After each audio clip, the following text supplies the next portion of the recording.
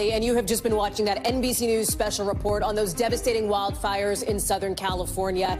It is a literal hellscape, and I know that sounds dramatic. It's because the images that we've seen have been dramatic. This is the fourth day in a row that Los Angeles is on fire. 5 fires. We know tonight 5 people have been killed, tens of thousands of acres burned in what is the most destructive fire that Los Angeles has ever seen. We are now starting to get a look at people who are starting to get a look at what is left of their homes. I want to show you some of these live pictures here. We've got our partners at our NBC station, KNBC. They've got the chopper up. We've seen some of these aerials here.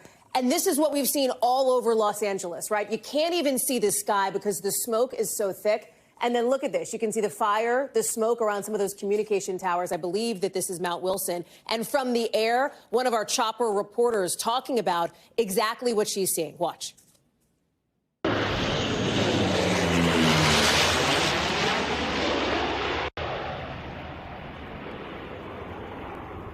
That's actually planes dropping fire retardant there. You see it. It cannot be overstated what we're seeing, right? Entire neighborhoods, people's homes, their lives destroyed. And at this point, even though we know that at least 5 people have been killed, that number may go up as officials are just now able to get back into some of these neighborhoods and really start to assess the damage. Since it is LA, you can imagine a lot of big names, big Hollywood names who are affected here, from Paris Hilton to Billy Crystal, Jamie Lee Curtis. But for the most part, this isn't about Hollywood glitz and glamour, right? It's about regular people who are struggling, who are in shock. Watch. It's devastating. It is apocalyptic. You feel like you're on a movie set. This does not feel real. We lost everything we owned, but it doesn't even look like a house anymore. It doesn't look like anything because of what has happened, because of flames like these you see in the Palisades and beyond. It's not just these neighborhoods. Altadena, where we're seeing the Eaton fire. There was another one overnight, the Sunset Fire in the Hollywood Hills. Fortunately, firefighters seem to have a handle on that, but not before some 20,000 people had to be evacuated. As for the 2 big fires here, no containment at all. And the winds are supposed to pick back up, those Santa Anas later on. Not as bad as they've been this week, but still to a degree before finally dying back down tomorrow. As these fires are spreading, so are the evacuations. Listen to this. In all, you've got nearly 200,000 people in Los Angeles County who are being told, get out of your house and get out of there now. Another 200,000 are under evacuation warnings. That's like the step below. That's kind of like make sure you have your go bag ready to get out. We've got our teams on the ground covering all of this. Gotti Schwartz and Steve Patterson in the Palisades. But I want to start with Morgan Chesky, who has been taking a look at this. What is so difficult, I think, to see today, Morgan? We talk about breaking news. We don't usually do breaking news stories for 4 days in a row, right, as far as this level of urgency and activity. But that's because that is how critical this firefight is. Walk us through containment and how these firefighters are doing now. They must be exhausted and spent. Hallie, they absolutely are. Tuesday, Wednesday. Now, here we are Thursday, and the firefight's still very much active. We had a chance to essentially embed with one of the Los Angeles Fire Department captains as he went to specific hot spots that happened just a short drive from where we are right now, Hallie. And I can tell you it's a different firefight today. On day 1, with those winds approaching 100 miles an hour, you had an almost insurvivable event. Today, the winds have died down somewhat, but that does not mean this firefight is any less dangerous, because these embers are still creating spot fires at multiple houses. And we faced a similar struggle here in real time with one of these fire crews, Hallie, when we pulled up to a home in the Palisades and saw that flames had taken over the entire structure. Crews connected to a fire hydrant, ran a hose up to a firefighter on the roof, and when he tried to spray any sort of water, there was not enough pressure to put that fire out, at which point we heard the command trickle down, all right, offense to defense, and then everyone was essentially left waiting in a frustrating scene for precious minutes until a tanker could arrive. And unfortunately, that is not the only incident of that happening. We saw it yesterday at the Eaton fire, and now we're seeing it here 30 miles to the west of the Palisades fire, Hallie. And the captain acknowledged that when we went from scene to scene here, saying that all they can really do is cross their fingers when they hook up to a hydrant and hope it has enough water to make a difference here. Hallie? And that's been such an issue that we've seen in location after location. Basically, firefighters crossing their fingers and hoping that they have the water pressure, that they have the actual resources that they need to try to not even put these fires out, but contain them so they don't keep spreading. Yeah, absolutely. And I think one of their primary jobs is, of course, save lives, followed by saving structures. And in the cases we witnessed today, you had a structure burning, and then next to it, homes were completely fine. Really the exceptions to the rule in this fire, and fire crews were protecting them as best they could. But again, they would drain their trucks, 500 gallons on their truck, Hallie. And the captain said of us, he goes, in a lot of instances here, we're fighting these fires 500 gallons at a time. When that goes dry, there's not much they can do. And they were very thankful today that the winds had died down, because they said if they had picked back up, it would be a completely different firefight here. I should mention that we encountered a crew from San Francisco. They were on the first fire we responded to. There was another crew from Menlo Park, another Bay Area department. They were on the second firefight we responded to. I posed a question to the Los Angeles captain, Hallie. I said, if you had officials in front of you right now, what would you ask them more of to have a proper firefight against a series of fires of this magnitude? He said, we asked for more of anything. I said, more firefighters? He says, more firefighters, more fire trucks, more fire hydrants, more working fire hydrants, Hallie. All of that would have been needed. All of that would have been crucial to, if not stop, at least somewhat slow the pace of these historic fires across Southern California. Morgan Chesky, live for us there in the Palisades. Morgan, thank you. Let me go to Steve Patterson now, because, yes, some of what's in the Palisades, some of these fires have affected a couple of the wealthiest neighborhoods in the state, in America, really. There are also plenty of people who are not ultra wealthy who are impacted too, particularly in Altadena, particularly in some of these places that have been evacuated as well. Tell me what you're seeing as this is another live look here, and it's really a sense of just how devastating this fire is. You can see those hillsides that are just turned to ash there, smoke, white smoke at least, off in the distance, Steve. Yeah, it's absolutely devastating. There's no other way to say it. It's really stark, though, what you mentioned, because I spent all of yesterday in Altadena. This is my first time coming to Pacific Palisades. Obviously, different zip code, different level of destruction, because there's a different wealth difference. But one of the big things is the urban burning versus the suburban burning. Yesterday, Altadena, horrible, home to home. All the neighbors knew each other. Today, I mean, you know, the houses are massive and the plots are huge, and they're all gone. This is the first time you've driven on the PCH and you can see clear into the ocean, because all of the structures are gone. The city centers are gone. The Ralph's grocery store is gone. This whole neighborhood is gone. Everything is charred almost to the ground. There's maybe one home in this neighborhood that we've been reporting on where it's still standing. Meanwhile, you might be able to see up into the hills. Some of those have survived somehow. Almost seemingly random how this pattern of fire happens, but it's not. Of course, it is all wind-driven. That's the current danger that firefighters are dealing with right now. But there is also, obviously, the threat of the possibility of looting. We've heard from the sheriff's department, who says they're going to do much more for security for areas like this, where there are interested parties who want to ruin people's lives even further. They want to keep those folks out of there. There are 20 people already arrested. I'm sure there have been far more instances of it, and there is some broad concern about that. I can hear sirens right now, like literally. I don't know if you're able to hear it in the camera, but yeah, you know, and who knows if that's police or it doesn't sound like fire. So obviously the security forces are out now as well after all of this has happened, and a lot of this property is now exposed, because we should say, for as much devastation as we show you, and I think it's important to show, there are homes that are still standing full of stuff with, you know, stuff in them. And it's tragic that people might take advantage of that with all of this going on. Hallie. Steve, I want to just stand by for a second, make sure people understand what they're seeing on screen right now. So in the bottom right-hand corner, that's a map of where these fires are. You can see the Palisades fire that's right there on the coast there by Malibu, and the Palisades, the Eaton fire over by Altadena. On the left side of your screen, these are live images we're getting in. It looks to be just off the PCH, the Pacific Coast Highway there, and you can see some of these buildings smoking. I also want to show folks, Steve, while we're having you, some drone video that we're just getting in that is staggering. I want people to take a minute and just look at this for a second. I'm going to play it.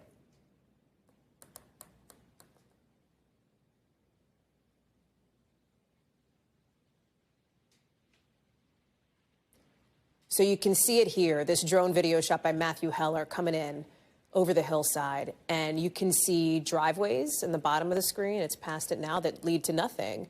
You can see some of these roads here, these neighborhood streets that are essentially navigating through piles of what is now ash. This used to be people's homes. The smoke burning off in the distance. There's a reason why people are calling it apocalyptic, why people are calling it a hellscape. This is the city of Los Angeles. This is the county of Los Angeles. Steve Patterson is back with us now. And Steve, you're seeing the scene replay again and again with now, 4 days in, some real accountability questions too. Yeah, of course. There's always a blame game when a fire of this size happens in a city this populous. I mean, look, we've never seen a fire like this. I believe in a city like this big, this widespread, and multiple fires burning at the same time. So, of course, the mayor, of course, was out of town as this was happening at a delegation for something else. Maybe didn't come back as quickly as people would have liked. There were some questions about cutting the budget and slashing the fire department. There's questions about, what Morgan has been reporting on about the water pressure. And I think there's a lot of back and forth. And he said, she said, and this person is to blame. I don't think there aren't concrete answers for any of that. For instance, the thing that Morgan's been reporting on, great reporting, but we heard from the president not too long ago say that CAL FIRE was turning off certain power sources to buildings. One of those was maybe a pump station that lessened the pressure. So that may be an answer for that.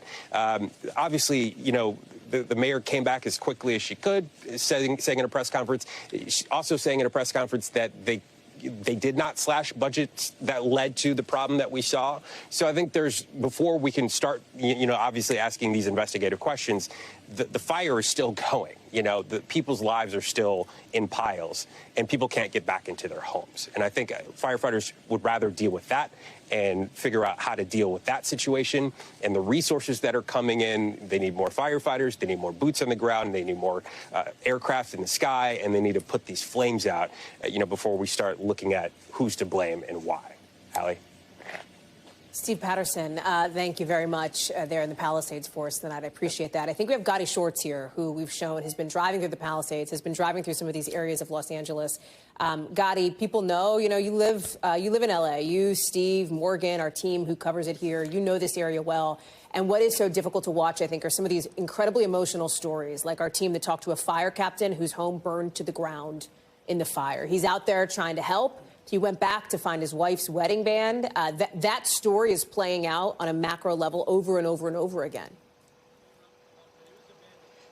Yeah, over and over and over again. And gosh, I hope he finds his wife's wedding band. I haven't been able to see what's happened with that story, but we have similar stories here, and it's not just wedding bands. I mean, we just talked to one man who was going through his rubble. He had to fall back because the fire he was trying to save his home. He was getting burned in the face with embers, and he had to fall back because the flames were just getting too dangerous. And today he returned. His home was gone, and his daughter and he were just combing through the rubble, and all they could find was a broken teacup. And that meant the world to his daughter, because it was the only thing that they had of their life. And so that's going to be something that people are doing as they come back into this area. Technically, this area is still closed off. Law enforcement right now is not allowing anybody back in, not even residents at the roadblocks. People live here. They've grown up here. Some of them know their way back in. And so those homeowners are making their way to what was their property, and it is just absolute rubble. And it's not just homes. This is a building you wouldn't think would go down in flames. We actually saw this yesterday when we came here in the morning. There were firefighters all around. They were trying to save this building. This used to be an elementary school. This used to be an auditorium. And the only thing that's standing is this brick wall.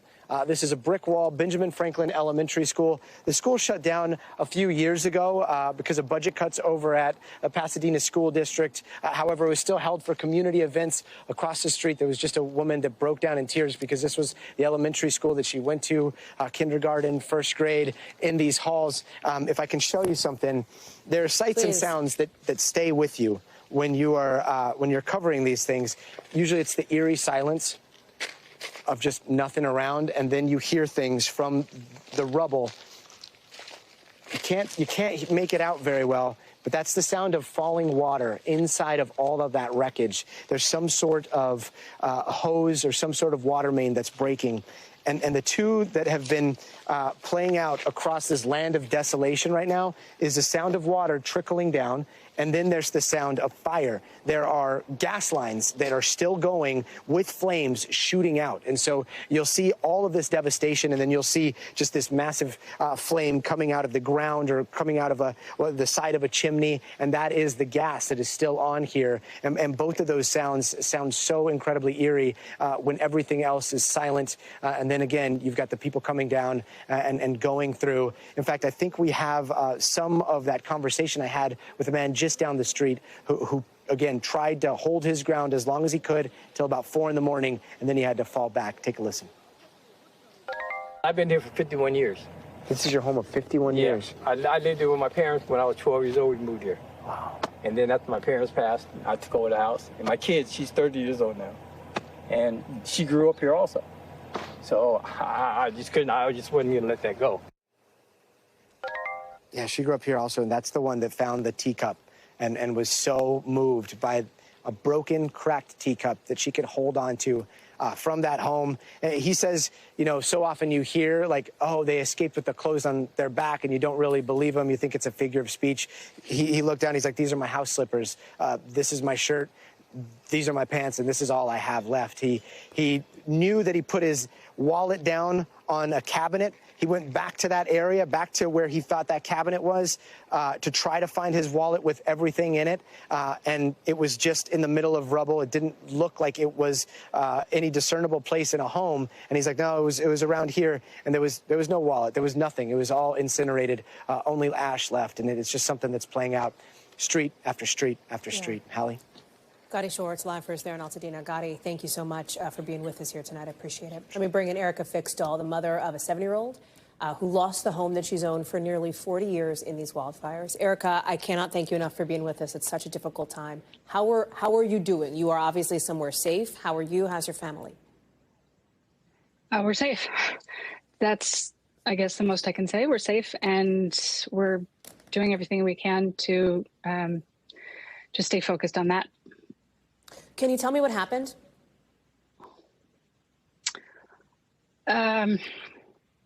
Yeah, 11 on Tuesday. My husband was actually walking a dog in Santa Monica on Euclid and saw smoke up ahead, like to the north, and sent me a photo and said, "Where is this?" And I went out and I looked actually from my mom's upstairs through the window and at our house, and could see the flames coming on the hillside. And so we identified, you know, that it was close to us. And I immediately, very quickly made a decision to go pick up my daughter from her elementary school.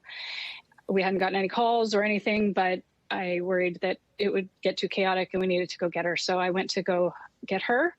And by the time that I had collected her and gotten home, my mother had received the mandatory evacuation order.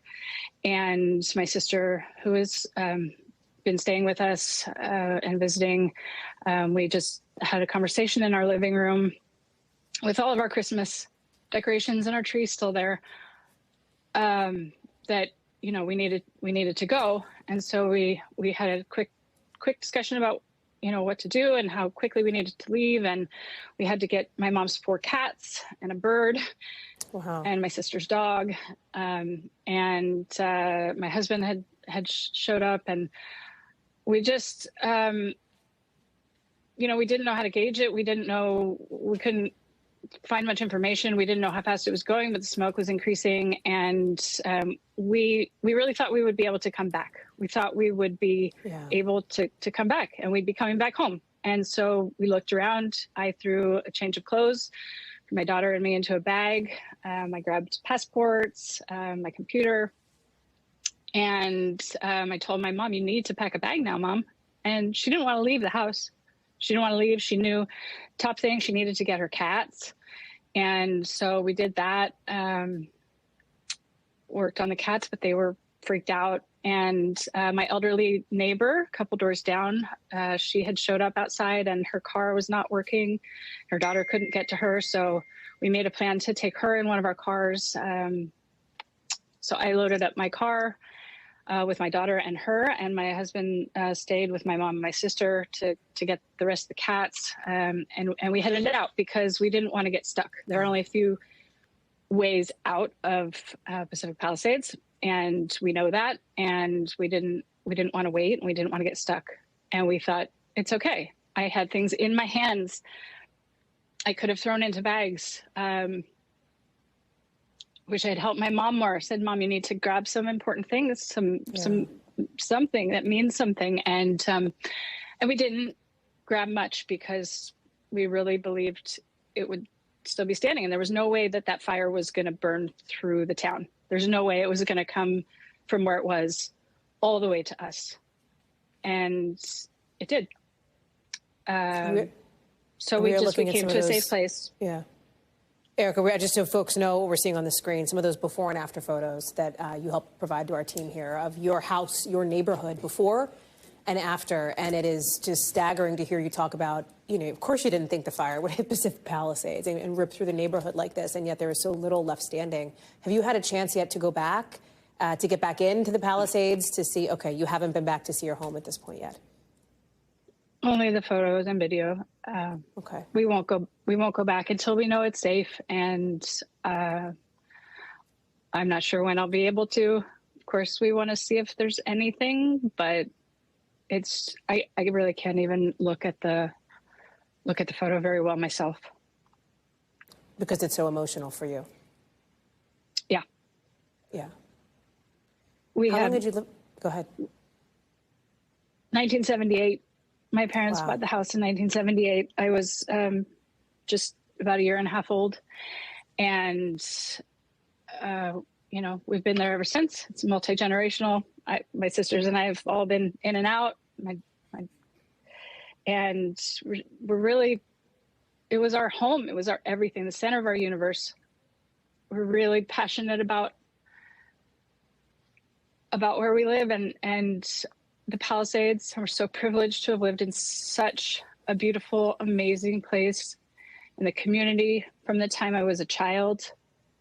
And it's always been home, and it's always been there. And we had a really special Christmas. My dad came and my older sister came, and we were all together. And somehow that happened this year, and it hasn't happened for many, many years. And somehow it's a blessing it did happen that way.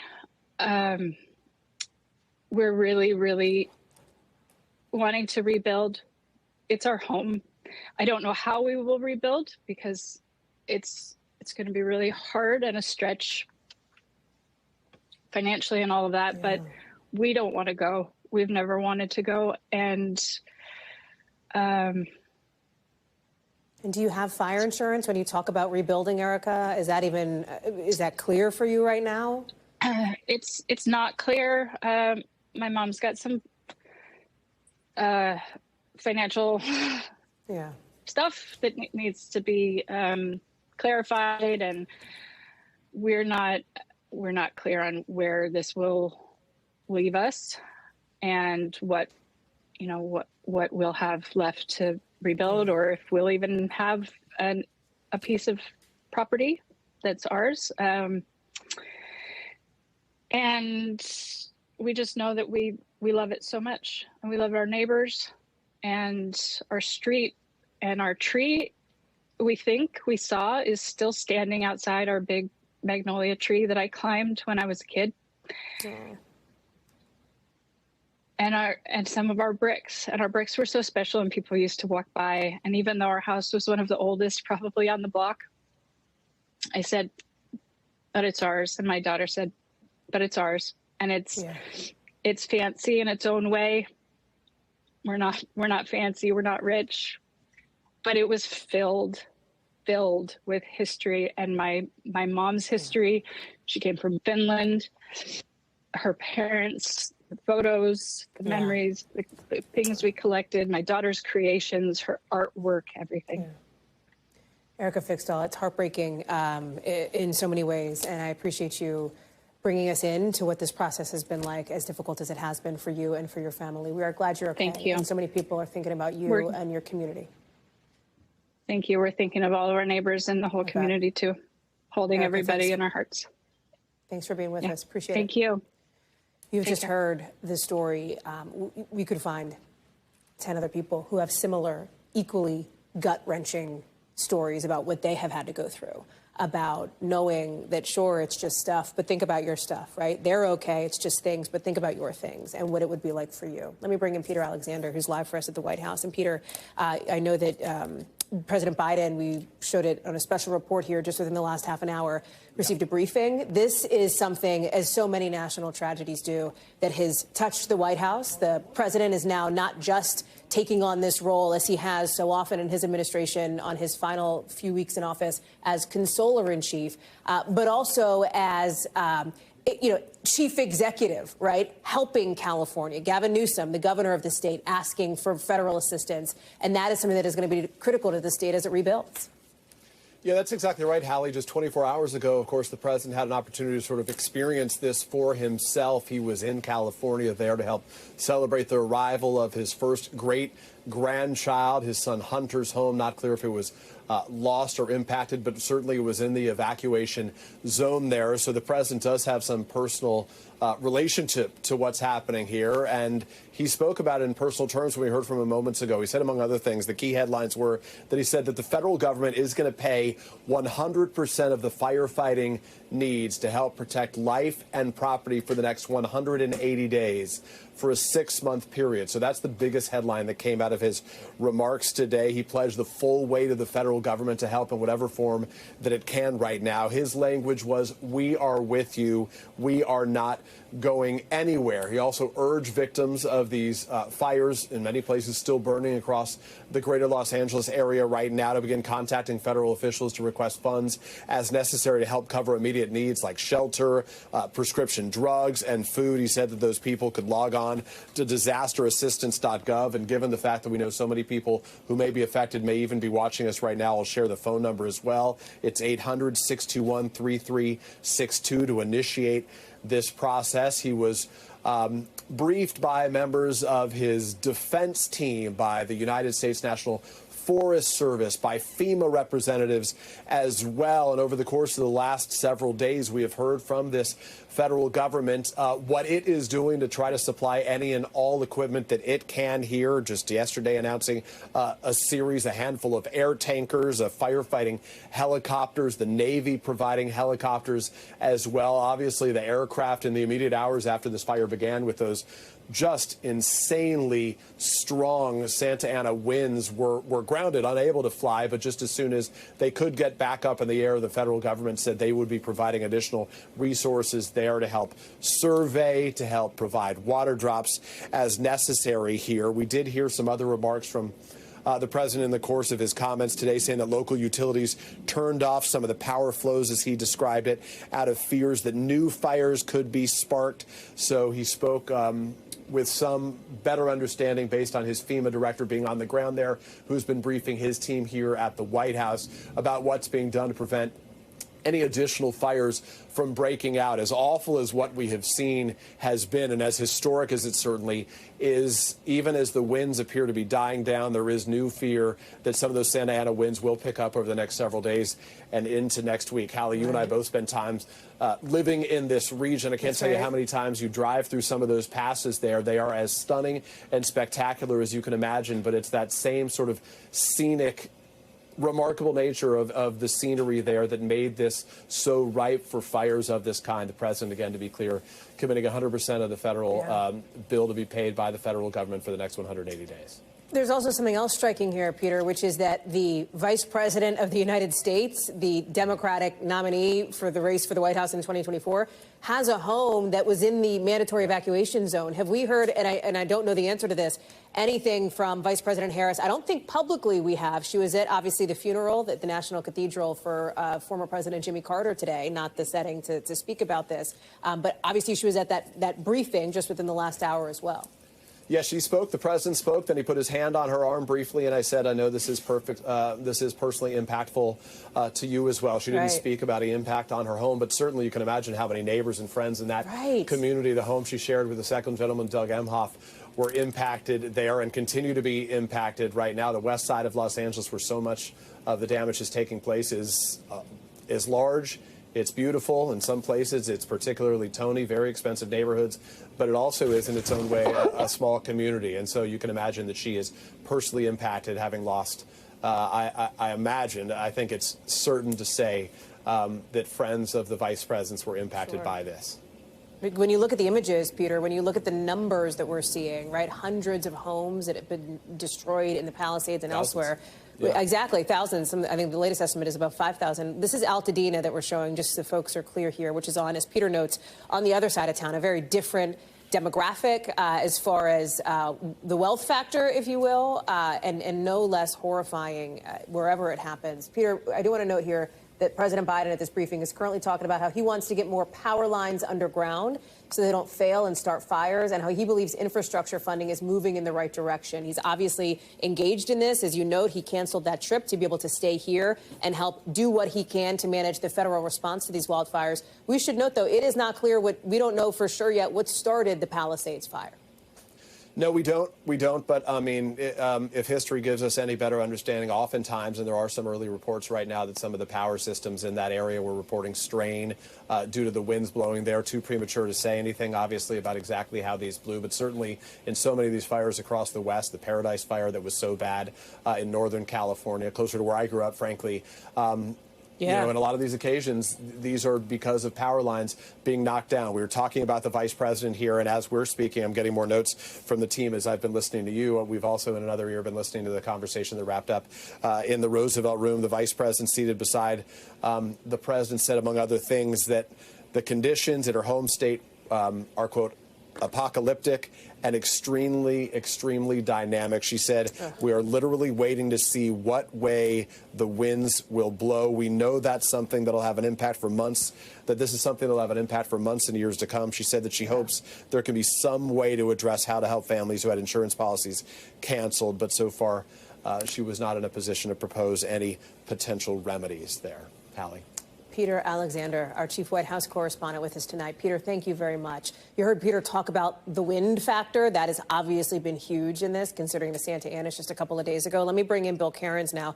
Bill, I see you've got the most destructive fires here. As you get to that, can you also talk about the expectation for these winds? It's our understanding they're supposed to pick back up now tonight, hopefully die down more tomorrow, let firefighters have a fighting chance at getting a handle on containment.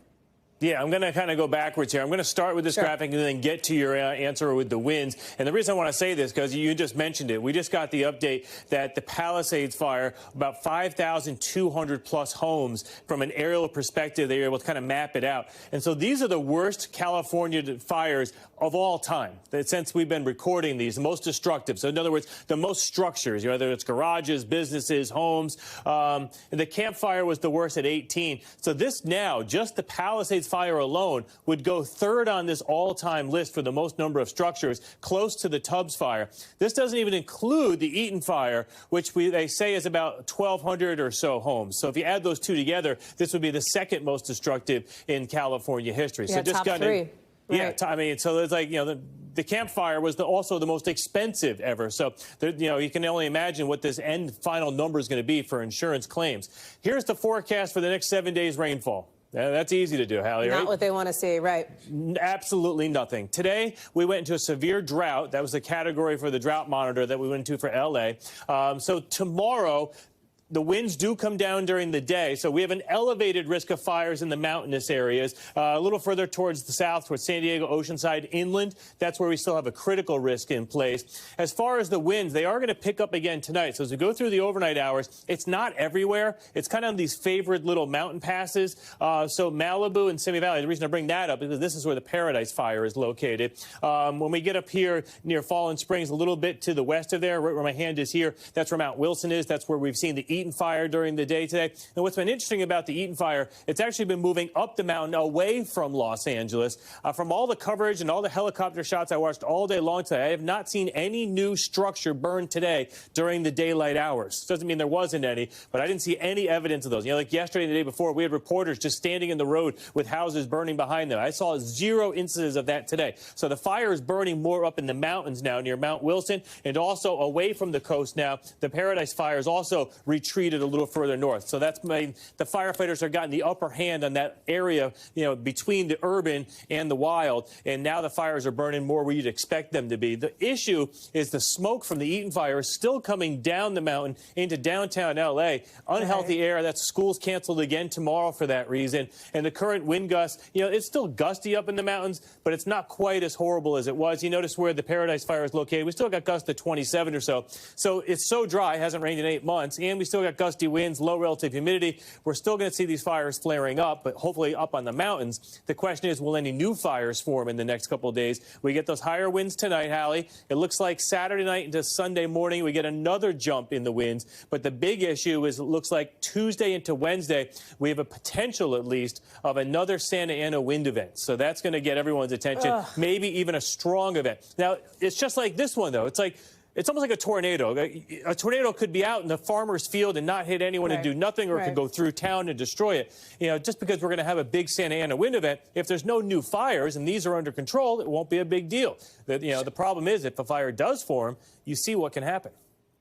But you say that, Bill, totally. I mean, it makes sense what you're saying, of course, but the trauma that people there have experienced, right? I mean, that is the last thing that anybody in Los Angeles County wants to hear is the potential for more Santa Ana winds a week after, what would be a week after what just happened that we're watching. And we don't know how all these fires formed and caused, but arson is a big problem, and the number of arrests from arson over the last 5 years from fires has gone way up in California. And when you have these big high wind events, you worry about that also. So, yeah, they have a right to be concerned.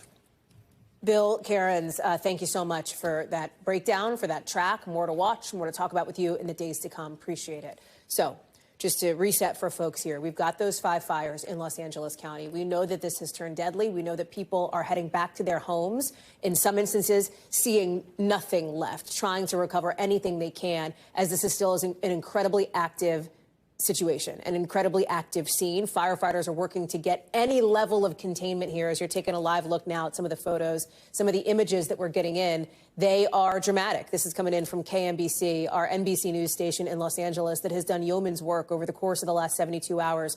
I think they've been enrolling coverage live nonstop. Their reporters doing an incredible job under incredibly difficult circumstances. All of this as you have some 180,000 people under mandatory evacuation orders tonight. You have many more that are under evacuation warnings. That's the next level down. It means they've got to have a go bag to get ready. And then here you have Mount Wilson. You can see fire creeping close to some of those comms towers used by TV and radio stations all over L.A. Smoke at this point as firefighters, thousands of them, hundreds of them are out there. Many of them, you can imagine, exhausted after now the 4th straight day of this firefight. We will have much more on this continuing coverage. We're going to sneak in a very quick break with more headlines on the other side. We are back and want to let you know that in just about 20 minutes from now, it is 5:40 Eastern time, 2:40 out west. In about 20 minutes, we are expecting a potentially significant news conference. We expect to see fire officials briefing out in L.A. We are also following some breaking news out of Venezuela, where the social media account of a top opposition leader says she is free after being, in their words, kidnapped by government forces just a day before the controversial inauguration of that country's president. The protests over the election are not just in Venezuela. They are spreading around the world. Let me go to George Solis in Doral, Florida, with more on this. Her allies say she's going to speak tonight. Do we know any more details, George, about what's happened here? The information is slowly trickling in right now. Obviously, that news that Maria Machado was taken into custody following this protest in Caracas, making some headlines and some waves at some of the protests that have been happening here in the States. Behind me, one that is occurring right now in Doral. This has been growing several hundred people over the last hour that we have been here. We've heard some people speaking. They've been shouting libertad, freedom. Obviously, they are very upset about what is going to be supposedly the inauguration of Nicolas Maduro for yet another 6-year term. Many saying he is not the legitimate president after some of the results showing that he did, in fact, lose the election. And as you heard and reported just now, some of the information trickling in on social media from the allies saying that she was freed after, quote, being violently intercepted. We know that she was barred from running and she was going to back and has been backing the man that many here believe is the rightful president of Venezuela and should be sworn in tomorrow, Edmundo González Urrutia, who at this point is unknown whether or not will actually appear in Venezuela to take the oath of office. Keep in mind, Maduro's government has issued a $100,000 reward for any information about his whereabouts. So again, information still working, and we're still trying to verify whether or not she was in fact freed and whether or not she will go ahead and issue any other type of information or statement to all of these protests and people who are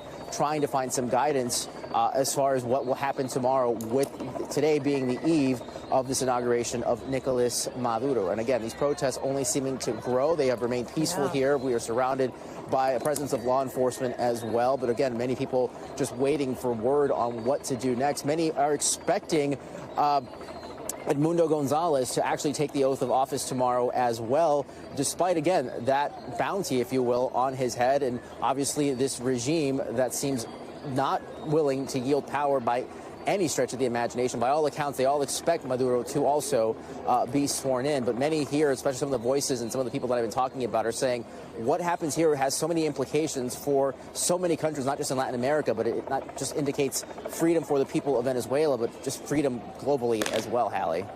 George Solis, live for us there in Doral, Florida. George, thank you. Let's get you over to the 5 things our team thinks you should know about tonight. Number 1, the Lebanese parliament just elected the country's next president, filling a spot that has been empty for a couple of years. The new president was seen as the favored choice of both the U.S. and the Saudis, and somewhat of a rebuke to Hezbollah. He's promising to reform the judicial system, fight corruption, and control the country's borders. Number 2, take a look at this. You can see the moment that a baby girl born in the middle of the sea was rescued. Crews say her mother had given birth on an inflatable migrant boat headed toward the Canary Islands in Spain. Rescue crews say both baby and mother were taken to the hospital, and they're both doing well. Number 3, Elon Musk. Bit of a changing of the tune, now saying the Department of Government Efficiency, DOGE, probably will not find $2 trillion in savings. Remember, he was tapped to co-lead this independent kind of consultancy that Donald Trump wants him and Vivek Ramaswamy to take over under the president-elect. In an interview on X, Musk said that number was a goal. They'd be lucky to cut half that. Number 4, scientists in Antarctica say they've drilled one of the oldest ice cores ever, something like 2 miles to reach ice that's more than 1 million years old. The team says they hope to study that core, that old ice, to learn more about Earth's atmosphere and how the climate have evolved. Number 5, TSA is out with its list of craziest confiscations of 2024, like stuff people try to get past airport security. Somebody tried to get a vape pen in through a tube of toothpaste. There was that bag of meth inside a pair of crutches. And a guy who tried to smuggle a pair of snakes inside a pouch in his pants. Coming up. Talked about that L.A. area official briefing that we are expecting to see in just 15 minutes from now. This is going to be a briefing on the Eaton fire. That is the deadliest fire right now of the ones that are consuming parts of Los Angeles County. We're going to bring it to you live. That's at the top of the hour, 15 minutes from now, 3 o'clock Pacific, 6 o'clock Eastern. We've also got more coming up in just a second on how so many people out in L.A. are using an app to follow the wildfires and try to keep themselves and their homes safe. What's behind watch duty and how it works?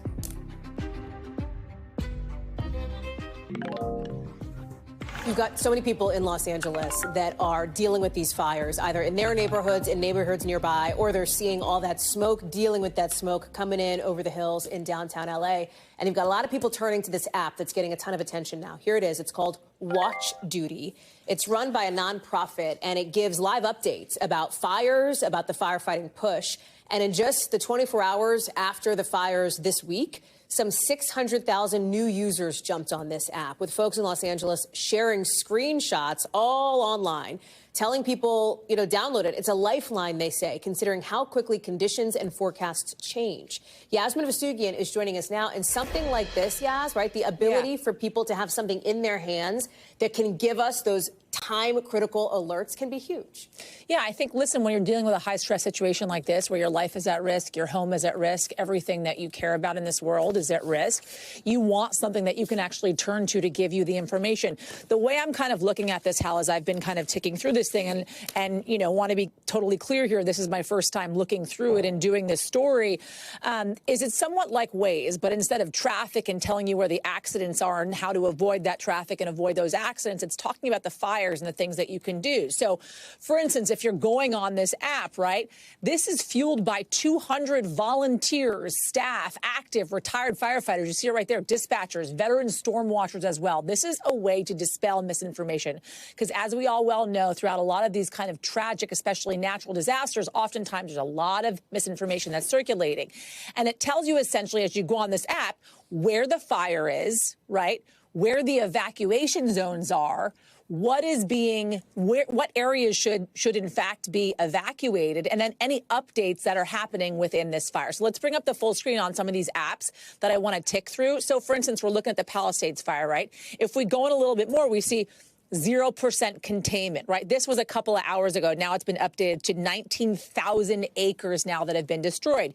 You go to the evacuation order, level 3, go, right? So if you're home, you're in the Palisades yesterday, the day before, you're looking at this thing, you're saying, okay, the evacuation order is go, let's go. Another thing, Hal, that this provides, which is crucial to providing safety to all of the citizens in California that are dealing with these incredibly tragic fires, is how do I get out, right? This is instructing folks how to actually get out.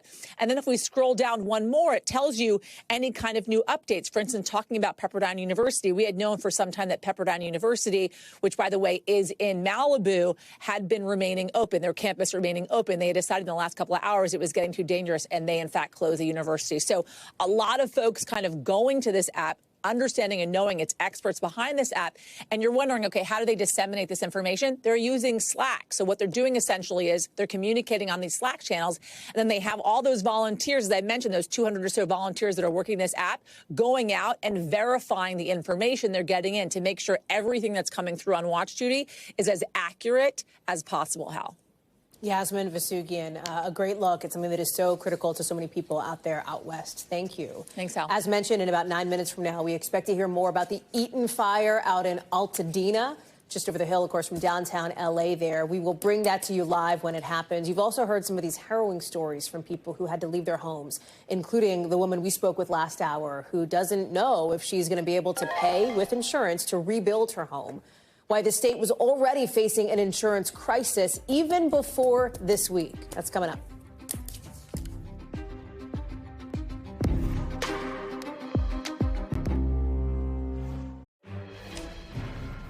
So you know those fires in Los Angeles County we've been talking about. The damages right now so far are estimated to reach something like $50 billion. That is a staggering amount, because of the destruction of homes and businesses and landmarks and everything else. But there is a compounding crisis here, an insurance crisis in California.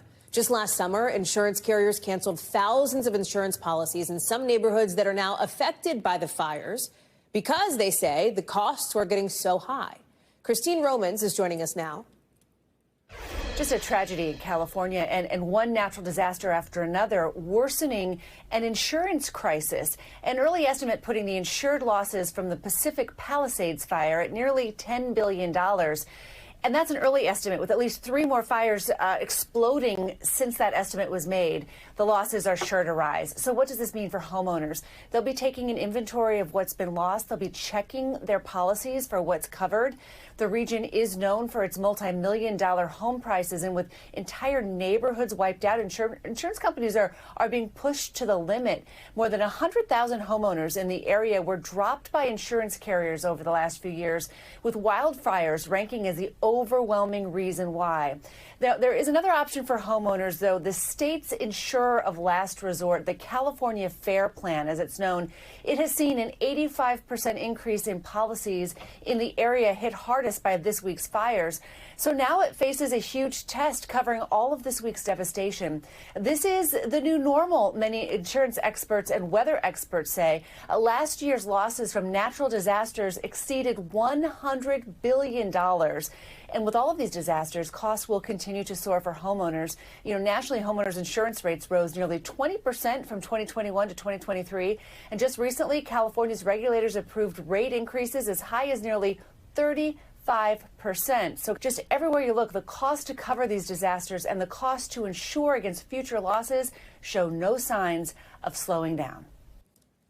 Christine Romans, thank you very much. So if there is a glimmer of good news in some of this, it's that at least one of the fires that started overnight in Los Angeles up in the Hollywood Hills has now been fully contained. David Noriega is near there. I think you're in Studio City, right, David? Talk us through this, because this was something that sort of exploded right around maybe East Coast time. This is like maybe 10, 11, midnight, in that range. Firefighters managed to get a handle on it, and those evacuation orders were lifted. But as you went out to do some reporting, you ran into some of the firefighters, right? Tell us more.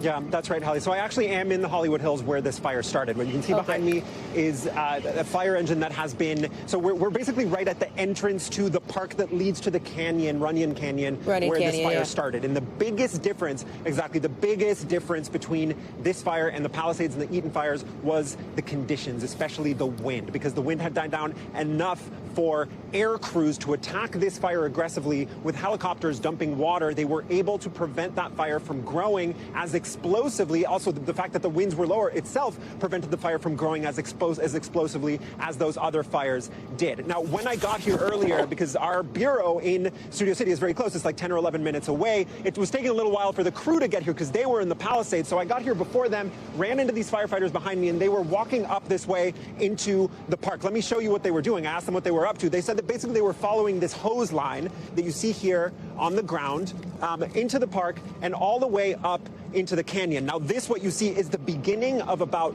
1,500 to 2,000 feet of hose that has been manually put here by firefighters over the course of the last, day or so. And when I arrived, they were physically carrying an additional roughly 700 feet of hose up into the canyon in these packs. So I followed them up, and I took some video with my phone, which I hope they're showing you now. And what really struck me while I was following these guys up the canyon, they were climbing up, this isn't a hiking trail. It's not like the families don't go up here on the weekends. This is just the raw side of the ridgeline, sort of clambering up these extremely steep dirt hills, carrying, I asked one of the guys how heavy his pack was. He sort of casually said about 60 pounds, carrying heavy axes, heavy shovels, and carrying, obviously, the hose. That was their mission, to sort of get the hose up there. What they were doing, Hallie, they described it to me, the term they use is mopping up. They were physically carrying hoses up there so that they could just, at short range, put water on any little smoldering bits of vegetation, smoldering, trunks of trees, stumps, that kind of thing, just to make absolutely sure that this fire doesn't start up again, especially as the winds are forecasted to pick up again tonight. Now, this is a success story. There are lots of houses around here. The Hollywood Hills is an iconic neighborhood. I personally have close friends who live very close to here. All of their houses were spared, and that is because these people did this work, the combination of the helicopters in the air and the people on the ground. And even after the success story is ostensibly over, even after we think that they have succeeded in preventing the sort of catastrophe that we've seen elsewhere, they are still here working and are going to be here indefinitely doing this incredibly painstaking, incredibly difficult, backbreaking physical labor to make sure that this fire doesn't start up again. It was, the hike was hard for me, and I was not carrying a 60-pound pack, and they're going to be going up and down this hill, for the remainder of the night to make sure that this fire doesn't start up again. It was honestly, it wasn't dramatic, it wasn't like dangerous, but it was one of the most impressive things that I've seen in my career reporting in general, not just on wildfires. Hallie?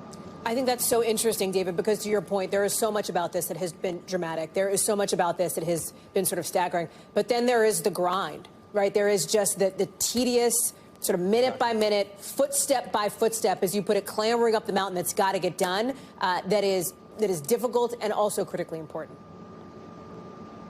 Yep, exactly. That's exactly it. I mean, and a lot of that work still has to be done, Hallie. A lot of that work still has to be done. David Noriega, thank you so much for being there for us. I appreciate it. We just showed you, of course, that news conference that is set to begin any moment. It is a little bit further inland from where David is standing. It is the press conference that is beginning on the Eaton fire. That's the one out in Altadena. It is the smaller fire, but the deadlier one. This is in Pasadena now. That's where the actual news conference is happening. We think it's going to begin any second. I see somebody at the microphone speaking. I'm going to ask our team if that's just the setup or if they're beginning, and it looks like it is beginning now. So we're going to listen in. For this very important update regarding the Eaton fire and the needed support for our residents. Over the last 2 days, I've talked to countless residents, friends, and town council members who have all expressed concerns over the criminal activity in the fire-impacted areas. The sheriff announced this morning that 20 people have been arrested by deputies for looting. We cannot, and let me make it clear, we will not allow this to continue to happen. Those who evacuated have faced imaginable devastation, displacement, and loss. We must stand up against opportunists who want to prey on these victims. I will not stand by and allow an already traumatic experience to be further compounded.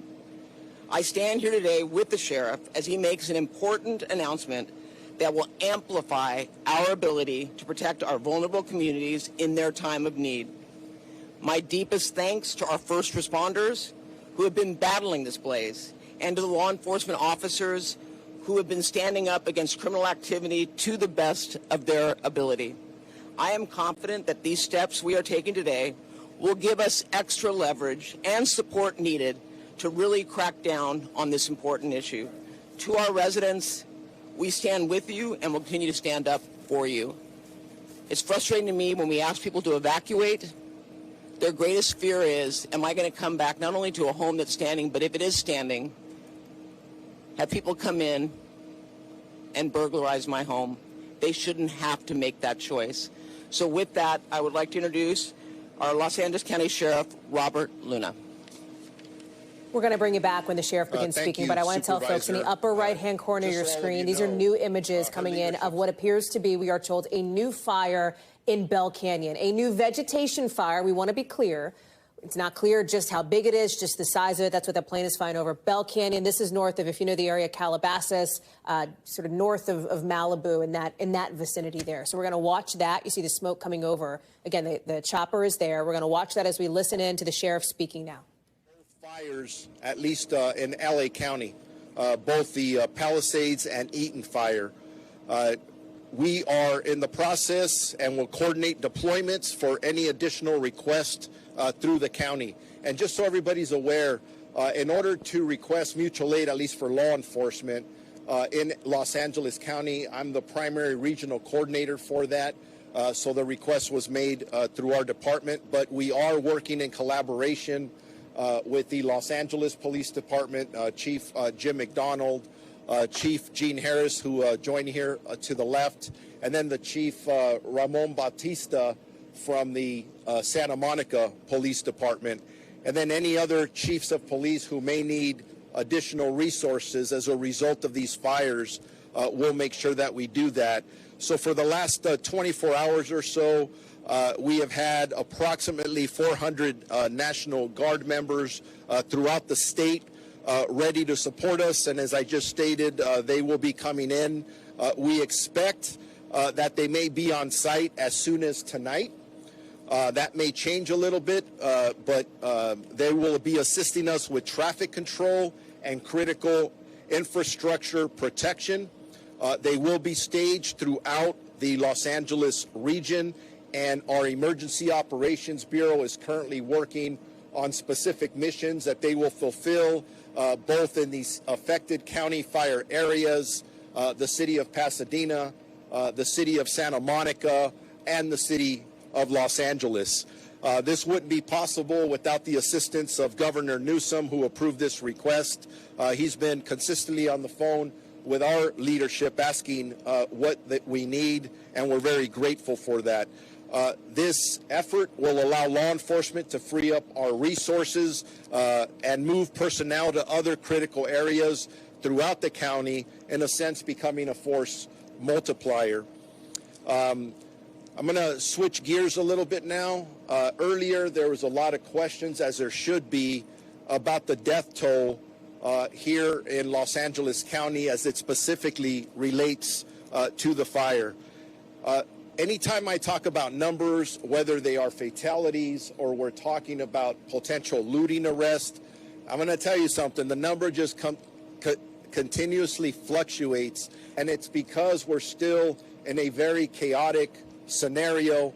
And just to give you an idea, and I'm surrounded by a lot of firefighters, and the fire chief will come up and talk next, we're still working in a very fluid and active environment, meaning that there are still spot fires going on in areas, there's gas leaks. So when people are asking us for numbers of fatalities, we want to give them to you, but we have to wait until it's safe for our personnel to be able to go in there and do this right, because to some people, the death toll may just be a number. To us, on our side of the fence in public safety, each one of those numbers is a family member. We're going to have to make notifications with our partners at the coroner's office to let them know that they're not going to see their family members anymore. So just again, it's preliminary and it's absolutely going to change. But as of right now, and we stated this yesterday, we do have confirmed 5 deaths between Palisades and the Eaton fire. But that number, again, is going to change as more information comes in and when we start to get into the damaged area.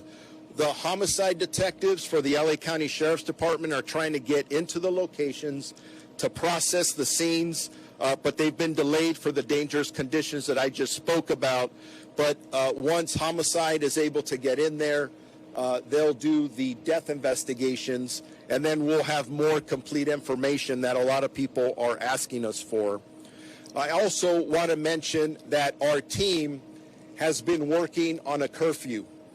Our goal is to attempt to implement a curfew within the specific impacted areas around the 2 fire areas, both for Palisades and Eaton. As we work through the legal process to get that done, the goal is to try and implement it tonight. If we're not able to do that, that may happen maybe by tomorrow night. That curfew looks like it'll be from 6 p.m. To 6 a.m. Again, 6 p.m. to 6 a.m. That will be the goal. We will be enforcing that. I think if most of you heard our press conference earlier today, we had a number of looting arrests throughout the entire county region. That is unacceptable behavior. Having additional resources, having the National Guard with us, which will augment those resources, will help send a stronger message, keep people out of the impacted areas so we don't continuously victimize the people who have already been victimized, who have lost their homes. So we'll continue to work on the evacuation orders as soon as we can. We'll give you more specific information, because a big legal part of that is that we have to notify our community of what it is and how that works.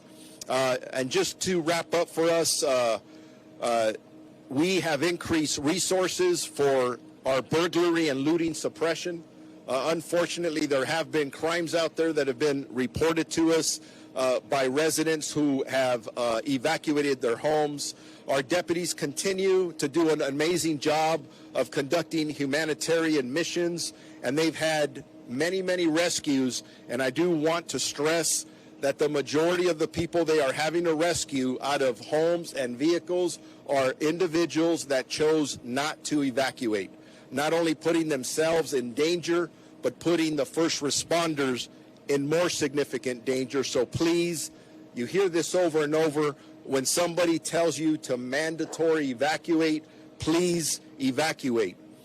Preliminarily, I know we're talking about 20 arrests. Preliminarily, we have about 12 arrests related to looting.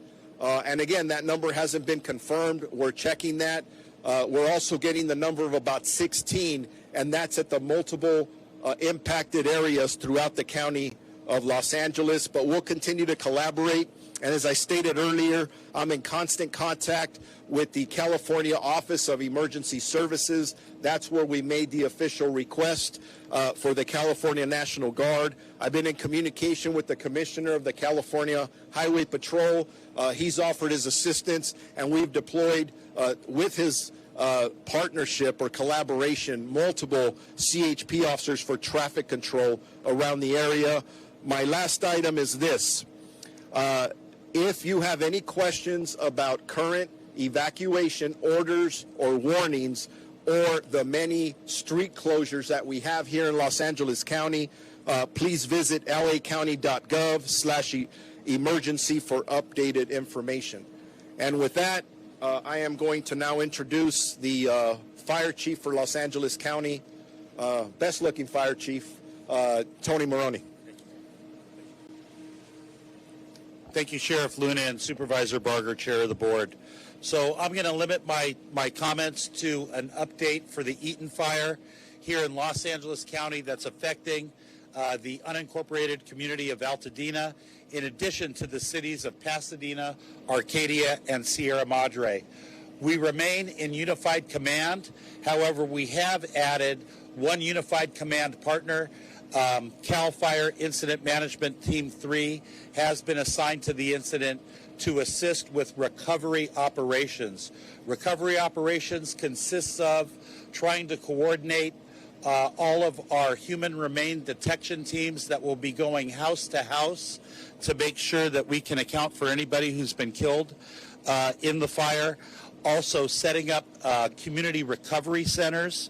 They're also going to be doing damage inspection coordination for us. So the Eaton fire is now estimated to be 13,690 acres. It's grown since our morning press conference because the fire is making a run towards the historic Mount Wilson area. We are still at 0% containment, but we now have a better estimation of the number of fire personnel assigned to the incident. We're now at 1,527 personnel assigned, and like this morning, additional mutual aid resources to continue to arrive to assist in the firefight. This morning, we did have a firefighter suffer a significant injury in a fall. That firefighter is resting comfortably at an area hospital. He's in stable condition, and he is expected to make a full recovery. We now have a confirmation that we have a potential for over 4,000 to 5,000 structures damaged or destroyed. The definition of a structure could be a single-family residence, a multifamily residence, a commercial occupancy, an outbuilding, or a vehicle. So this morning I reported 1,000. We are now reporting 4,000 to 5,000 of those types of structures. The cause of the fire remains unknown and under investigation by the Sheriff's Department along with the LA County Fire Department and the U.S. Forest Service. The reason that the sheriff is going to be reporting fatality information, because the cause of the fire is unknown at this time, if it turns out that this was an arson fire, any death that relates from an arson fire is considered a murder, and the LASD investigates those types of crimes. The number of resources assigned to this fire siege has increased significantly, and we are in a much better posture than we were on Tuesday and Wednesday. Out-of-state resources continue to arrive in LA County, and we're appreciative of to all of our firefighters from throughout the western United States for providing assistance to Los Angeles County in our time of need. Regarding the current red flag warning condition, as I stated this morning, it's going to continue for Los Angeles County and much of Ventura County through Friday, but I think we all realize that the winds have significantly diminished after the PDS was canceled 4 p.m. yesterday. So we're hoping that the weather is going to continue to cooperate so we can get some perimeter line in on the fire. I would now like to invite up the Operations Section Chief for California Interagency Incident Management Team 5, Don Fraguglia. Okay, good day, everybody. Like Chief said, my name is Don Fraguglia. I represent California Team 5. I'm going to give you an operational update on what's going on the fire right now as we speak. And I'm going to talk a little bit to the map behind me, just so you know, and I'm going to use a pointer since it's kind of a small map. Okay, we're going to start over here on the right flank of the fire. This is Santa Anita Canyon. We're currently actively engaged there with several hotshot crews along the road and along the canyon bottom, and we're being successful. Throughout the day today, we've had rotor wing, the opportunity to fly rotor wing and fixed wing aircraft. The winds are still pretty high up there, so it's kind of a hit or miss deal. We get the aircraft up and we get them flying, and then it's just too dangerous for the pilots and they have to come back down. So it's a constantly evaluation, constant use of that aircraft, and we're being successful when we're able to fly them. As we come along the north end of the fire there, Mount Wilson was mentioned recently in this press conference. I want everybody to know the fire has made it to Mount Wilson. We're actively engaged there, and so far no loss to any values at risk at Mount Wilson, and we're feeling good about what we have to do up there tonight to keep that site secure. As we come across the top of this fire over here towards the Jet Propulsion Laboratory, we're making good progress here as well.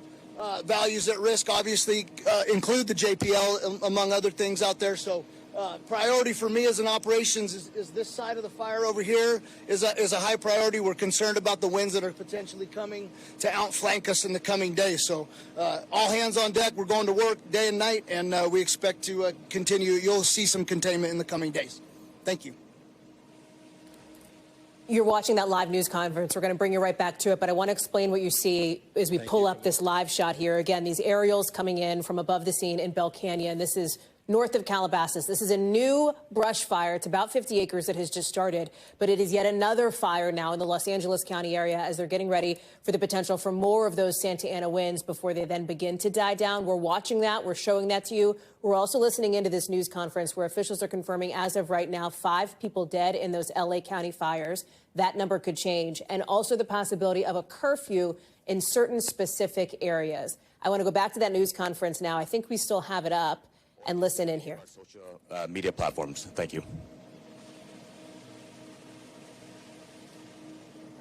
Now we'll have Pasadena Fire Chief Chad Augustin. Chad? Good afternoon, Chad Augustine, Pasadena Fire Chief. Thank you so much for being here today. I had the opportunity to fly this fire this morning, and the level of devastation is staggering. We're extremely thankful for all of our partner agencies here, local, state, and federal. We could not get a handle on this fire without them.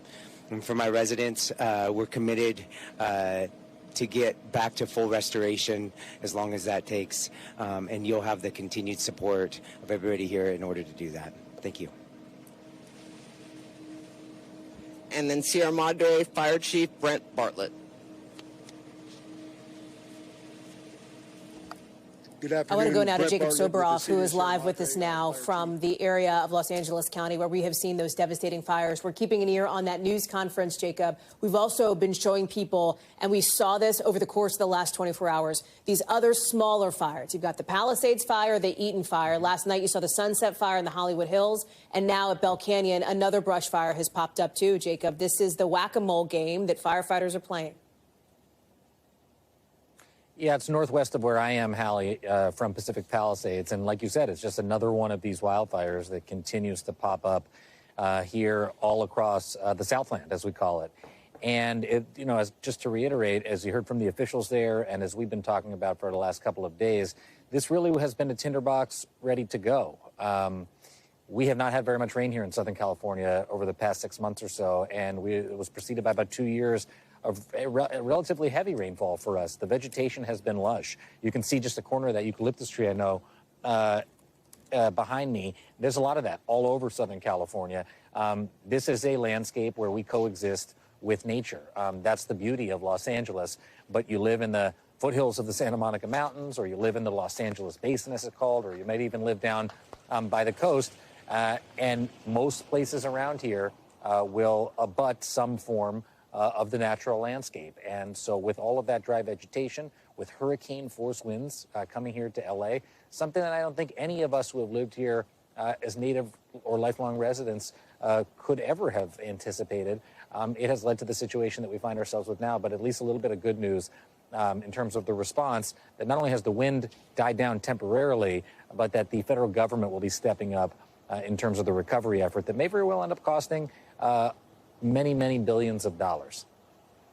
We also know, Jacob, you talk about this scope and scale of this as we talk about this one that has popped up now. They're calling it the Kenneth Fire. Again, small fire, but there is now in literally the last, I want to say 5 minutes, not even, a mandatory evacuation order that has been put in place for some people there. I think it's around the Oak Park area. They were under an evacuation warning previously. It's in this area sort of near Burbank Boulevard, et cetera, in this neighborhood up by Bell Canyon. Can you talk to us? I know you're familiar with the area. Do you have a sense of, like, is this a heavily populated neighborhood? Is this what's the landscape like there?